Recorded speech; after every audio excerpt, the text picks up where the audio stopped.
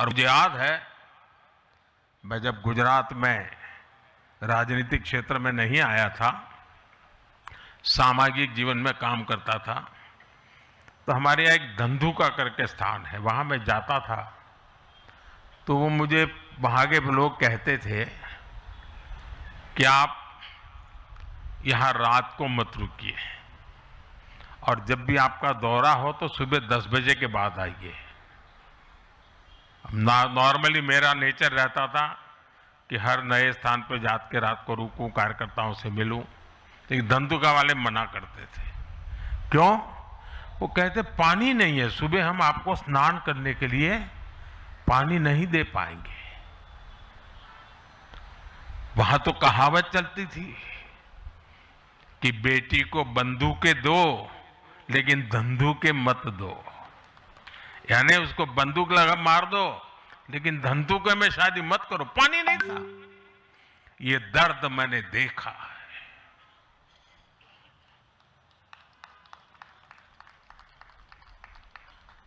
मैं धरती की सच्चाई से जुड़ा था। माताओं बहनों की पीड़ा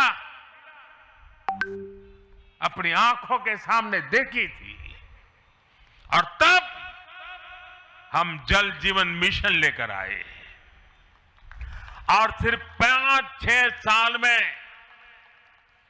12 करोड़ से ज्यादा परिवारों को नल से जल की सुविधा से जोड़ा।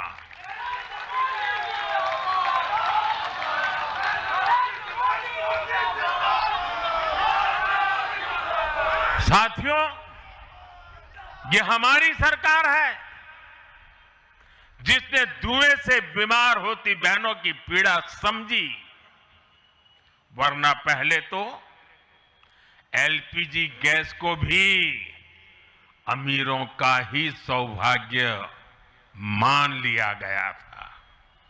भाजपा ने पूरी संवेदनशीलता के साथ हर घर को एलपीजी गैस कनेक्शन से जोड़ने का अभियान चलाया।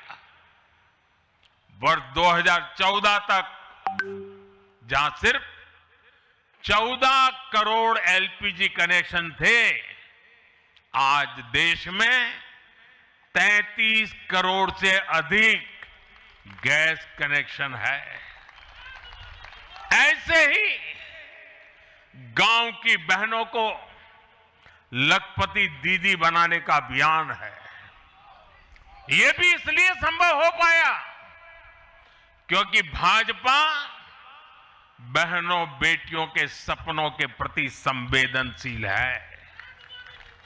साथियों, एक जमाना था हम भी सुनते थे कि फलाना परिवार वो तो लखपति परिवार है, ढीकना परिवार लखपति परिवार है, यानी लखपति होना बहुत बड़ी बात मानी जाती थी। ये मोदी है जो सपने देखता है कि मेरे गांव की गरीब मां भी लखपति दीदी बनेगी।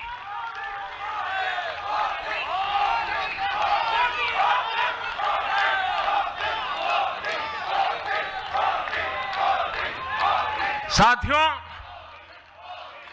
दशकों तक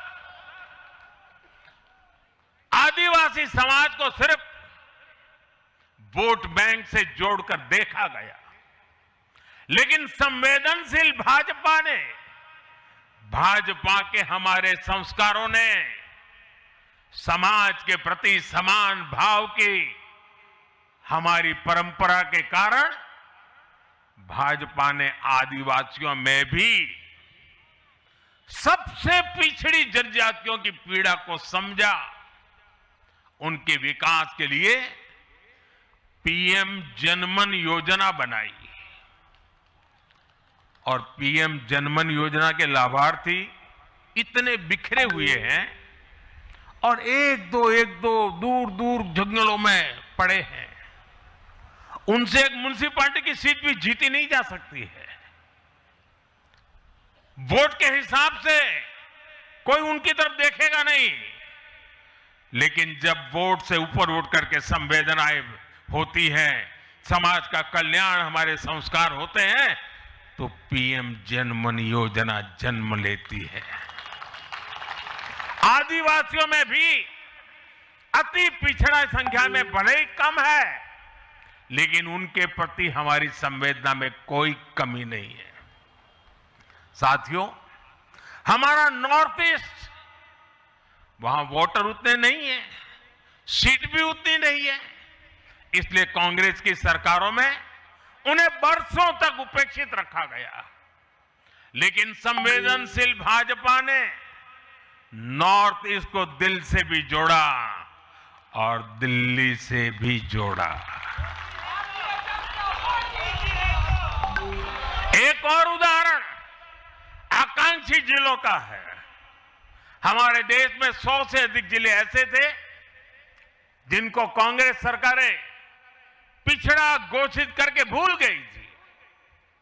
इन जिलों को पनिशमेंट पोस्टिंग के लिए इस्तेमाल किया जाता था, यानी जिन अधिकारियों को सजा देनी होती थी तो उन्हें वहां भेजा जाता था।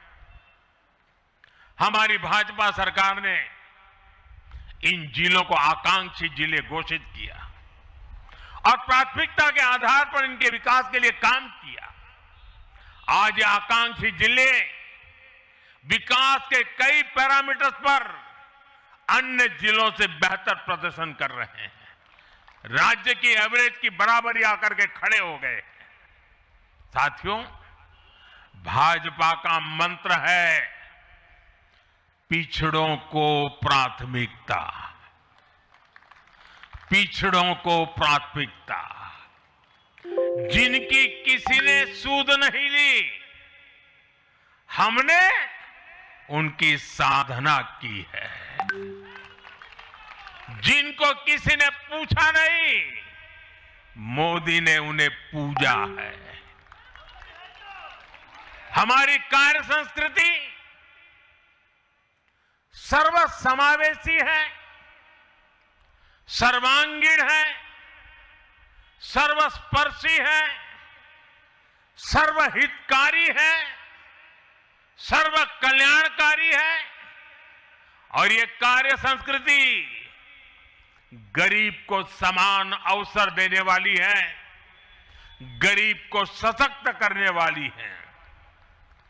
इसी वजह से सिर्फ एक दशक में 25 करोड़ लोगों ने गरीबी को पराजित किया है। और ये 25 करोड़ लोग कौन हैं? इनमें सबसे अधिक दलित, पिछड़े और आदिवासी परिवार है। साथियों, बीते वर्षों में जन विश्वास की जो पूंजी हमने अर्जित की है, उस भरोसे को कायम रखना बहुत बड़ी जरूरत है। देश की जनता 2047 तक विकसित भारत बनाने के लिए संकल्पित है। इसलिए बीते 11 वर्षों में रिफॉर्म्स की जो यात्रा हमने शुरू की है, वो अब रिफॉर्म एक्सप्रेस बन चुकी है। हमें राज्यों के स्तर पर, शहर की इकाइयों के स्तर पर, जहां भी भाजपा एनडीए सरकारें हैं, वहां रिफॉर्म्स की गति तेज करनी है। भाजपा सिटी गवर्नेंस का भी एक नया मॉडल देश के सामने प्रस्तुत कर रही है। इस लक्ष्य के साथ हम आगे बढ़ना चाहते हैं। साथियों, जब हम सत्ता में नहीं भी थे, तब भी हम अपने मूल आदर्शों से कभी नहीं भटके। हम राष्ट्र प्रथम के भाव से, नेशन फर्स्ट के भाव से डटे रहे, जूझते रहे, संकटों को झेलते रहे, जज्बात बढ़ाते रहे और जीतते भी रहे। हम वो लोग हैं, हमारा वो चरित्र है, हमारे वो संस्कार है। खुद से बड़ा दल और दल से बड़ा देश, ये भाजपा के हर कार्यकर्ता का संस्कार है, भाजपा के हर कार्यकर्ता का जीवन मंत्र है। इसी भाव के साथ बीते 11 वर्षों में हमने अनेक चुनौतियों पर विजय पाई है। जम्मू कश्मीर से आर्टिकल 370 की दीवार गिराना हो, 3 तलाक के खिलाफ कानून बनाना हो, इनको कभी असंभव माना जाता था। आज ये हकीकत बन चुके हैं।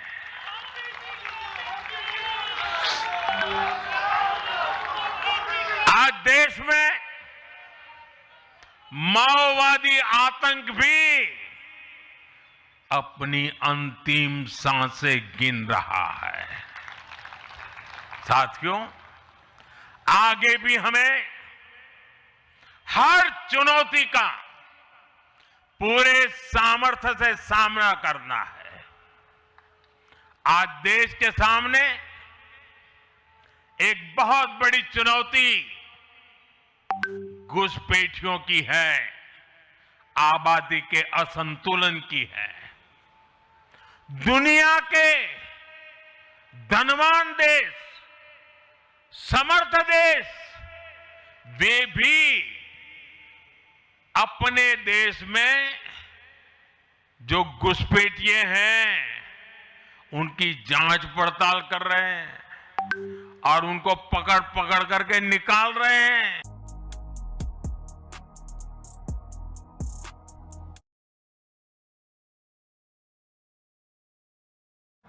तुम तो लोकतंत्र का झंडा लेकर के घूम रहे थे, तुम तो पूरे दुनिया के नवाब बन के बैठे थे, क्यों निकाल रहे हो? दुनिया में कोई अपने देश में घुसपैठियों को स्वीकार नहीं करता। भारत भी